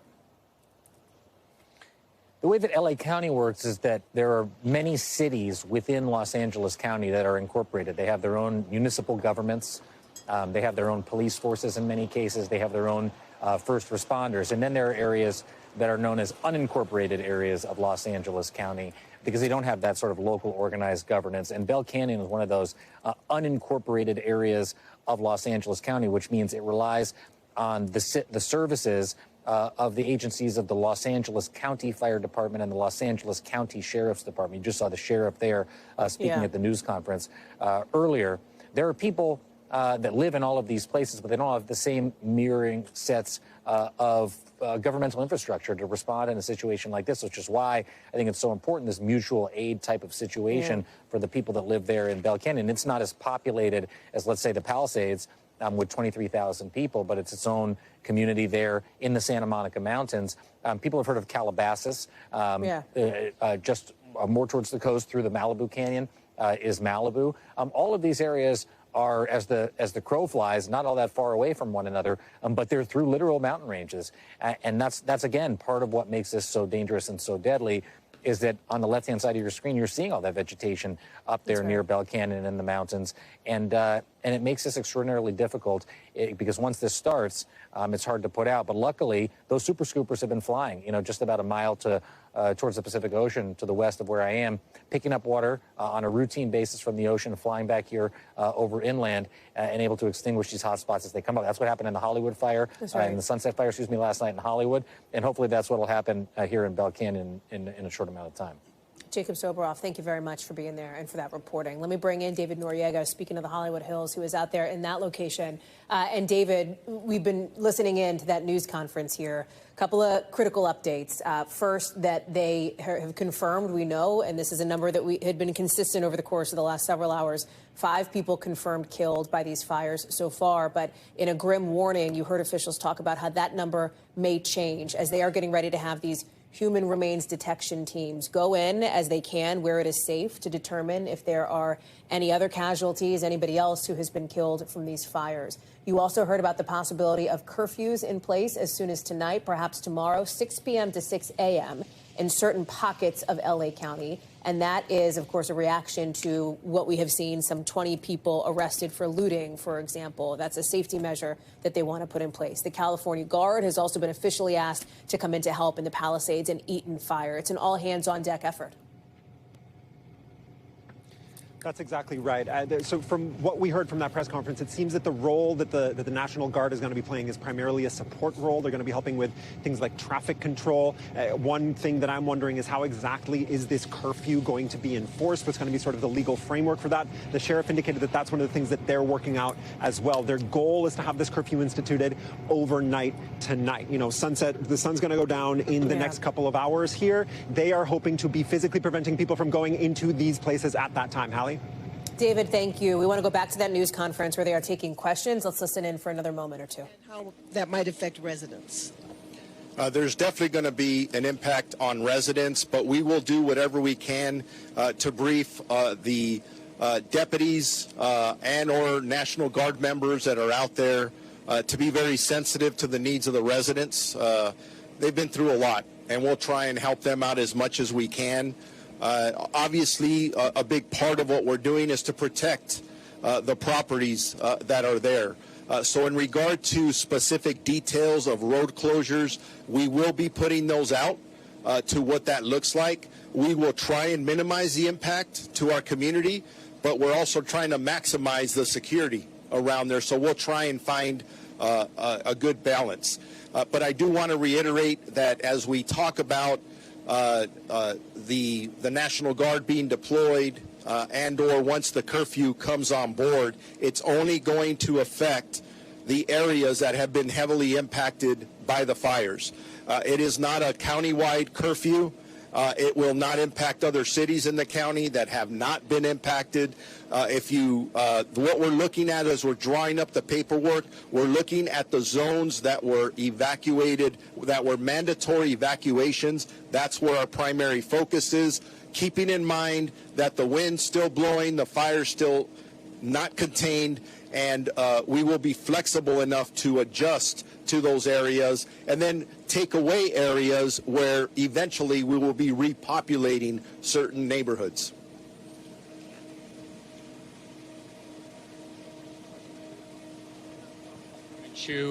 Can the items that President Biden has ordered be undone after January 20th? That is a very good question, and executive orders can be undone by the next president. But I just hope that President-elect Trump sees that he needs to be a president for all of America, and wildfires don't have a political party. They don't. And if he wants to represent all of America, then he needs to make sure this continues to go through for the next 180 days. Sheriff Luna, Joe Kwan with Spectrum News 1. This may be a dumb question, but as far as the curfew, is somebody walks in at past 6 p.m. in those evacuated areas? How will that work? Just so, you know, I've seen a lot of people walking just to see if their homes are okay, their neighborhoods are okay, they're frustrated. How is that going to work? They just cannot walk in there, they'll get arrested? What, you know, just lay that out for us. Yeah, it's not a dumb question at all. It's a very good question. Our deputy sheriffs, police officers will use very good judgment, common sense. They'll approach people. They'll ask them questions. Obviously, one of the first ones is, where do you live? They want to make sure that they belong there. If you don't belong there and can't explain why you're there, or it doesn't make sense, there will be further questions. The last thing we want to do in law enforcement is arrest somebody. We don't want to take enforcement action. We're out here, we're on a life-saving mission with our partners at the fire department, right? But if you have individuals, and we've unfortunately encountered many, not only arrested for looting, some for trespassing, and I believe our deputy sheriffs have prevented a lot of crimes from occurring just from confronting people and asking them the very questions I just gave you examples of. So we will continue to do that. But we'll listen to our community consistently, because if we're doing something that is causing a significant inconvenience to the residents who live there, we will adjust. But remember, the mission is to protect those neighborhoods from anybody who wants to do harm. And unfortunately, we've had some people trying to do that. I just want to follow up. I know that some of our electeds were on a phone call today, a Zoom call with our town council. They are elected for the county unincorporated area of Altadena, elected by the people of Altadena, and this was a request that they made. And mind you, the person that made the request lost her home. But she's doing it for the residents up there. I got a text last night from someone who evacuated, who can't get back up, whose home is intact, but has heard there's looting taking place in his neighborhood. So this is done, and I have to believe that the vast majority of the people are going to support it and are going to work with us. And to the sheriff's point, it's not a perfect science, and if you can prove that you have identification to be in there and are belong there, I'm sure the sheriffs are going to work with you. But at the end of the day, if you don't need to be up there, please stay away. It's still very active as it relates to fire, and we still have firefighters doing their job to make sure that it doesn't spread. And then right before the next question comes up, I just want to reiterate to our community that if you see somebody suspicious, somebody who you don't believe belongs there, dial 911. We have deputy sheriffs. In the other jurisdictions, they have police officers that are specifically assigned to what we call looter suppression. But I'm going to tell you something. We have a lot of undercover deputies out there as well. If you call on one of them, I encourage that too, because some of these guys and girls don't look like police officers. I'm telling you that because I'm warning people out there that are going to try and prey on our community. Don't do it. I'm telling you right now, you're going to get arrested. And from my conversation with the district attorney this morning, I've had 2 conversations with him. He's going to prosecute you to the full extent of the law. It is not worth it. Don't try it here. Yes, Sheriff Luna, J.R. Hall, NBC4. Will the deployment of the National Guard, will they be armed? Yes, sir. They are soldiers, and they will be armed.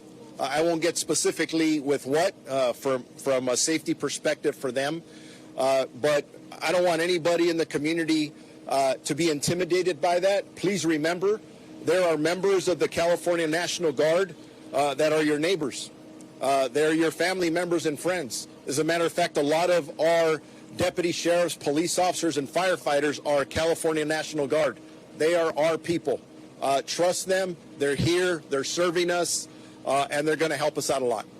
And I just wanted, before we go on, Chief Gene Harris, City of Pasadena, while we're talking Altadena, we've got Lower Hastings Ranch. Hastings Ranch has been impacted. I know you may want to touch on the looting issue. Gene Harris, Geneharris. As you've heard mentioned up here, and I won't beat the dead horse, looting is a very significant issue for us in law enforcement. In Pasadena, we have moved from the rescue and evacuation efforts, now transitioning to the community care and sanctity mission. And we will approach that with a stern approach to anybody wishing to violate the law, as you heard from the sheriff. The days of special orders that allow people to get away and obfuscate themselves from responsibilities of preying on our community are over here. And we're going to take that mission to new heights in making sure that we prosecute to the full extent of the law anyone who comes in the city to take advantage of these folks who have been removed from their home, evacuated from their home, inconvenienced, and certainly having to deal with loss, as you heard stated by the sheriff.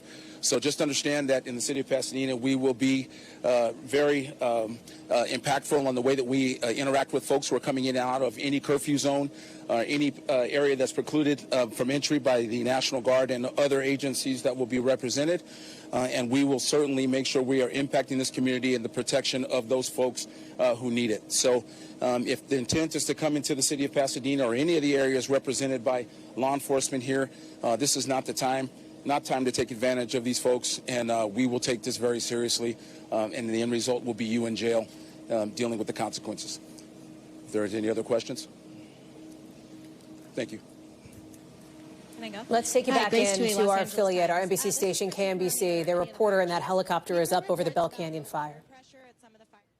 Moment before getting aircraft on this one, and fortunately the winds are right now in their favor. You can see the trees are bending though. Look at those palm trees, so you can see just how strong the winds are at the level that they're flying at. But of course they are so highly trained that they're able to navigate in these strong winds. Sometimes those winds though are so strong that they can't fly. We're not in that situation at this point, so that is what allows these water dropping aircraft from City Fire and County Fire, as well as Ventura County Fire, to continue to make water drops on some of these homes here, at least the brush adjacent to some of these homes, because we are actually hearing that people in the area are evacuating. We are getting reports that some people say that their backyards are now on fire, and that is why that brush clearance is so important in these types of situations, to try to give your home the best chance possible of not catching fire.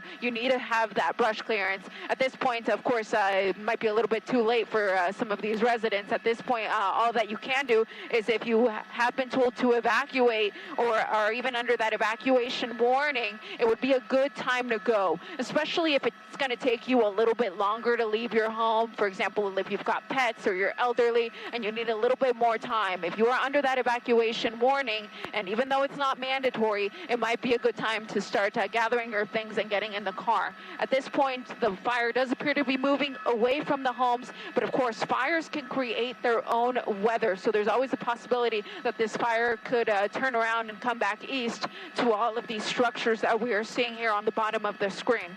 Yeah, we hate to hear that. No fire. Go ahead. Go ahead. Go ahead, Eliana.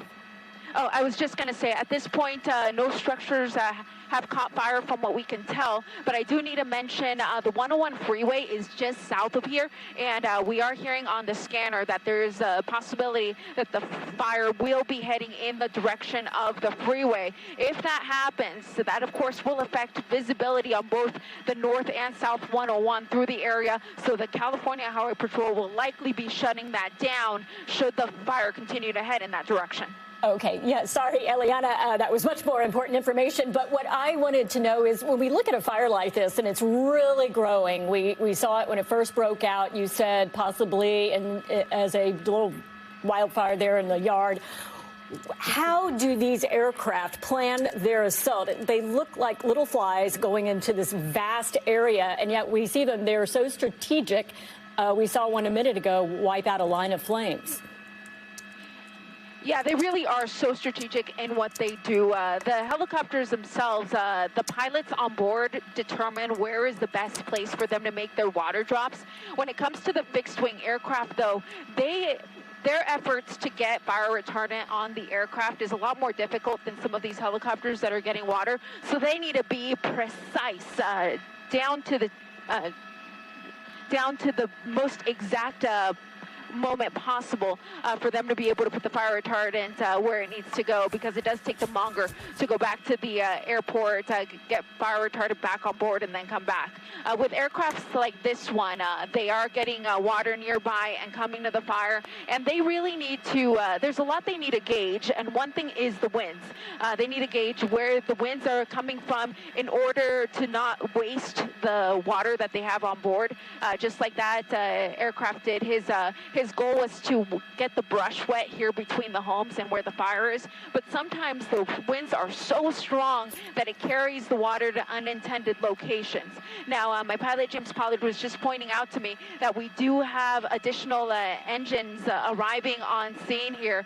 They're going to be right under me, so bear with me for just a moment. I'm going to zoom in on some of those fire trucks that are arriving on scene. He counted about 10, and based off of that yellow stripe, that looks like it's going to be LA County Fire that is arriving on scene here to the fire. They're still a little ways out, but these fire crews are going to be so important to the firefight. They're the ones that are going to be out there digging the lines and starting those possible containment numbers to try to start to get some sort of control over the Kenneth fire burning here in Woodland Hills. Eliana, while we have you and your live shot here from News Chopper 4, you know, sometimes my eyes mess with me here. You could possibly give us a better perspective in terms of where the fire is in relation to where those homes actually are. Can you give us an approximate distance? Michael, I wish I could say that we were still about a quarter-mile away or something like that to give us a little bit of comfort. But these flames are right behind people's homes. I am hearing on social media that some people are reporting that their backyards are actually on fire. Wow. These flames are incredibly close. These are probably some of the homes where the flames are the closest. And as I push in here on the palm trees, you're going to get a better feel for how strong the winds are down there. It's a little bit difficult to gauge from up here, but if you look at those trees swaying in the wind, it gives you a general idea of the direction that the winds are blowing and the strength. Now, I just see out my window, I do see some flames. Let me push in on that. But again, this started in this general area as some sort of grass fire, which was already at 20 acres by the time the fire department arrived on scene and made their first radio transmission about the fire. And unfortunately, where this fire is located is close to so many homes. I wish I could say it was just a few dozen, but we're looking at thousands of homes that are literally adjacent on the east side of where the Kenneth fire is burning. Homes and a lot of growth out there. You can see all the greenery. It's what makes it beautiful out there, but also very dangerous. And we did see the fire that has started that you showed us, and disconcerting to know that people are actually reporting that the flames are as close as their backyards. But luckily, as you said, fire engines are coming in. The aircraft is still able to fly at this point, so that is good news. And hopefully we'll see if they can lay down some more water and fire retardant, because we saw that make such a huge difference yesterday. It made all the difference in fighting the fires from the day before. Yeah, and that airplane that I was trying to show you, but there's a little bit of a limit to how far my camera can shoot upward. But that's Ericsson's, that is one of the fixed-wing tankers. It's going to be coming in, and it's going to be making a fire retardant drop.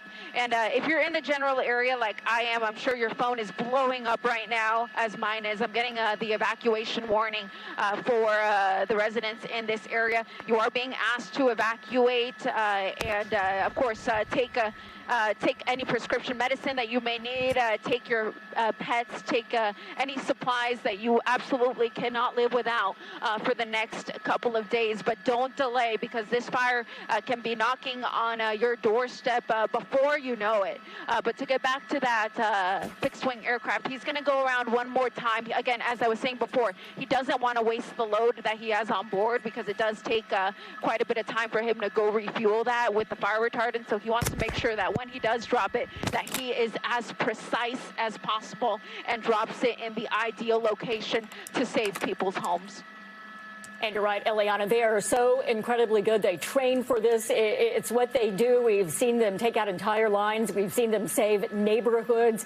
Just amazing, the work that they do. And hopefully that will keep the fire from spreading. What they want to do is get some sort of, not containment, but stop the forward progress. Although, as we have Melissa with us here, our meteorologist, Melissa McGee, with these winds in different directions, that's what makes it so hard to predict where they're going to blow ash. Exactly, and that's why we're getting all of those hot spots and those flare-ups. But like Eliana was saying, that fire is just to the north of the 101. So as that fire and the winds from the fire blow either from the north and west or to the north and east, that does put it in the path of the 101 freeway. So then you have an issue with visibility.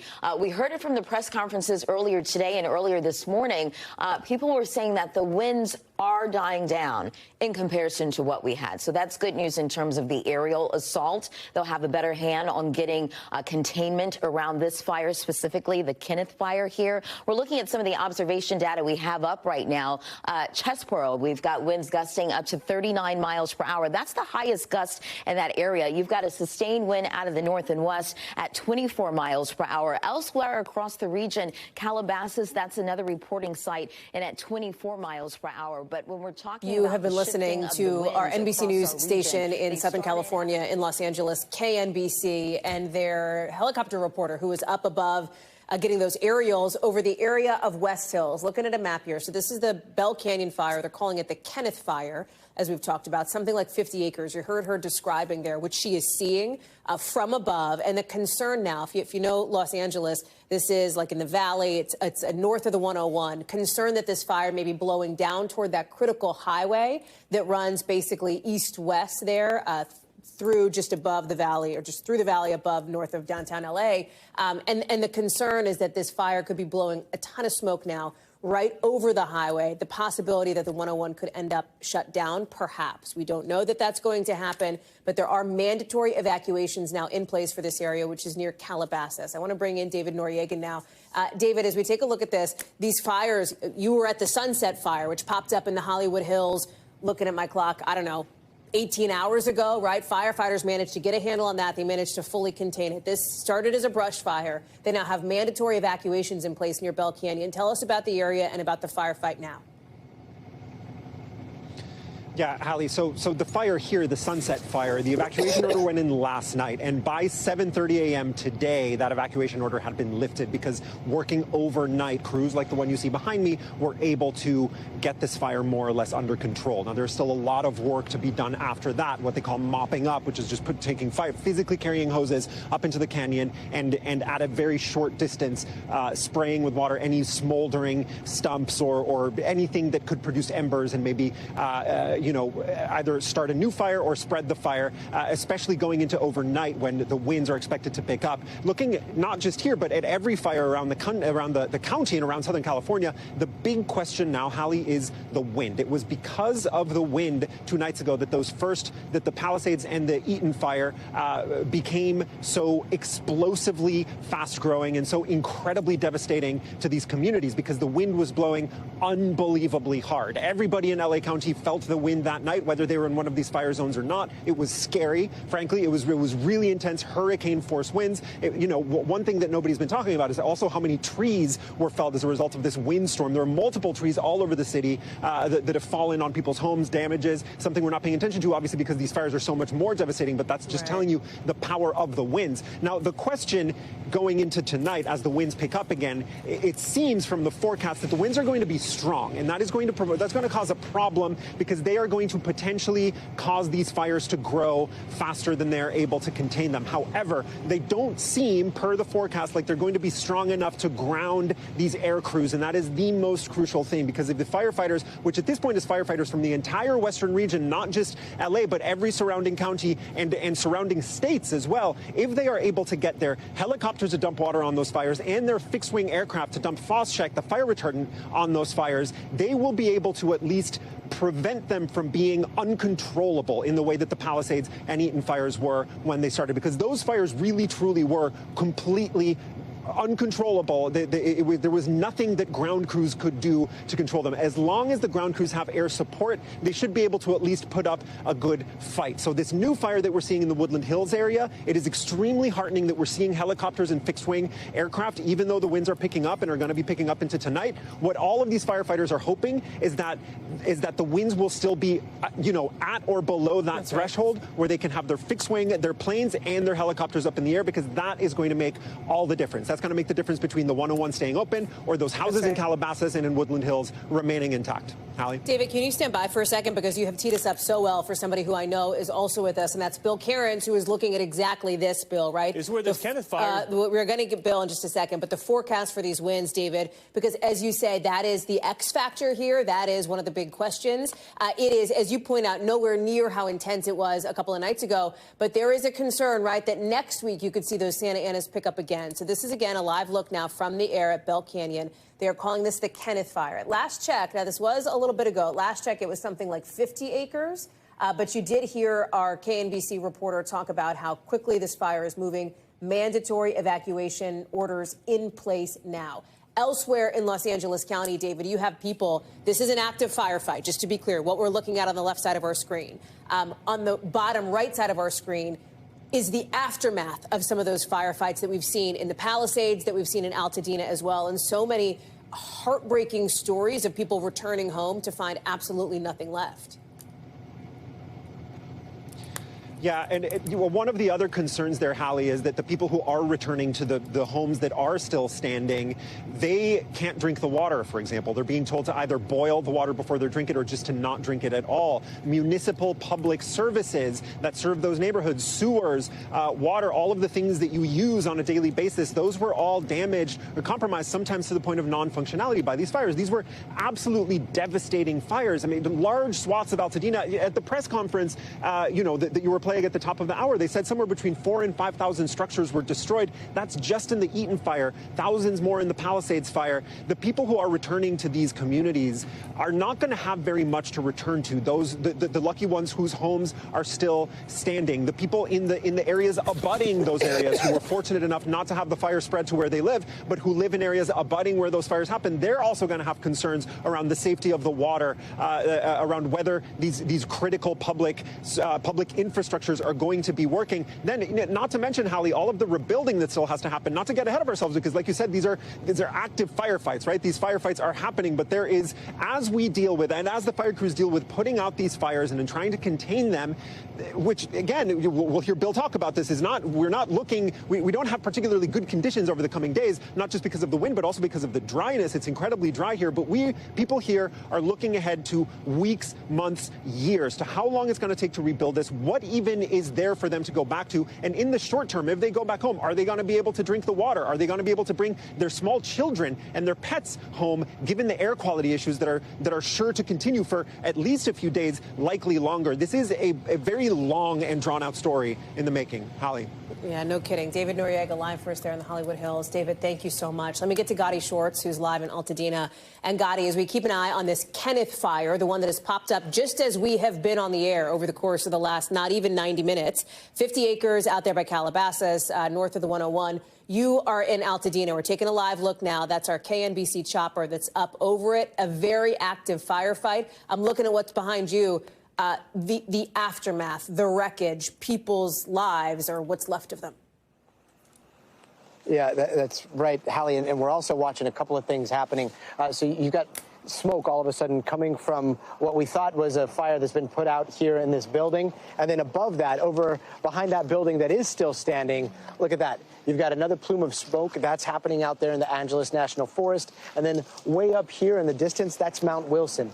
We know that Mount Wilson seems to be holding because our cell phone service is holding. Right now, this live shot is still going out, but Mount Wilson is the home to so many communication towers, the infrastructure out here for emergency crews, for law enforcement, for all the television stations here. Mount Wilson is it is the most important communication infrastructure that Los Angeles has, arguably, and that is being threatened because of the Eaton fire. That Eaton fire went up today. It went down yesterday, and the only way I can describe it, Hallie, it felt like a hurricane of fire. Hurricane force winds, everything was swirling, the visibility would just drop to zero, the embers were going sideways, burning everything in their path. Firefighters we saw them out here. They were trying to protect this.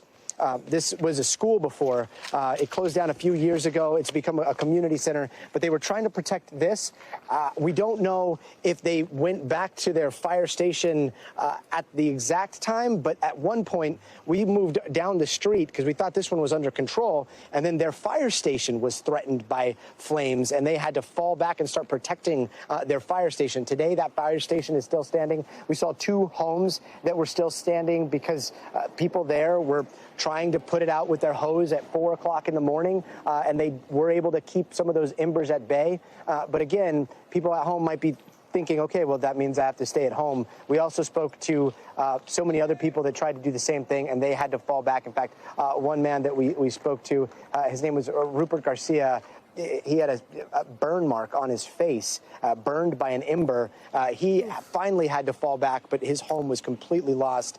Everybody around him, he had a sister up the way, he had a cousin right a few doors down. All of that was a total loss. So it's just difficult to fathom exactly how much has been lost out here. But again, looking at this structure, this is an outlier. The walls are still up kind of here. Everywhere else that we went to in some of those neighborhoods, it was melted metal. That's how hot things were getting. Melted metal and ash and concrete slabs of foundation where homes once stood. So absolutely catastrophic. And again, our concern right now is what's going on up in these mountains above Altadena. And you just were talking about what's happening in Woodland Hills. Just to paint a little bit of a picture of how this is affecting everybody in Los Angeles. Yeah, please. Corey, you know Corey, he's talking with his family right now. You know, everybody's worried about their house. Last night, I had friends in Woodland Hills that were offering us a place to stay because they were worried about us in Studio City. That fire was getting kind of close to us in Studio City. Tonight, we're texting those friends and saying, hey, come stay with us tonight because of these evacuations in Woodland Hills. We've got so many other friends that have evacuated. I mean, this is happening in all corners of the greater Los Angeles area, and it's just a reminder that, like, this can happen anytime, any place. The dry conditions out here and the winds have just been absolutely terrible. Gotti Schwartz live for us there in Altadena. Gotti, I'm so glad to have you with us. Thank you so much. As we're taking a live look, you see some of those, some of the situation there from the air. Look at that. In that active firefight there at Bell Canyon. This is what Gotti's talking about, Woodland Hills. I think we have Bill Cairns back with us now. And Bill, if we have you, Gotti laid out the geography of this. He talked about how this is happening in all corners of Los Angeles, basically. And David Noriega previously, the wind, referencing how the wind is an X factor here, right? The forecast for the wind is going to be critical, especially tonight with this new fire. Again, the Kenneth fire that has popped up here right near the kind of Calabasas, Woodland Hills area at Bell Canyon, Bill. Yeah, and you notice there's a lot of air assets on this immediately. And this is what they did last night when the Sunset Fire formed near the Hollywood sign. They just took all the planes that were on the other fires, and they said, get to this, put this out immediately. And that's the call that went out. All of these aircrafts were on hot spots on the Palisades fire, and they were all told to move up to go to this Kenneth fire. And it is in the only windy spot I mean, most of the winds have been down all day throughout much of Los Angeles. You know, even the Eaton fire as it went up Mount Wilson was going up really slowly. But here's the fire. So this is the radar over the last 2 hours. And if the fires are big enough on radar, we can see the smoke plumes. Here's the Kenneth fire. There was nothing. And then all of a sudden, you see a very well-pronounced smoke plume. And that's how we knew that all of a sudden we had a new big fire start. There's Calabasas. The 101 goes like this out here towards Thousand Oaks. Woodland Hills, the Los Angeles Rams practice about 5 miles from where this fire is located. And poor Malibu, this smoke plume is going right over the top of you. I mean, Pepperdine University, too. Yeah, the Franklin fire, you had a deal with the Palisades fire became within 2 miles of your campus, and now another fire's to your north burning south. I mean, it's just ridiculous what some of these people are going through with just fire after fire.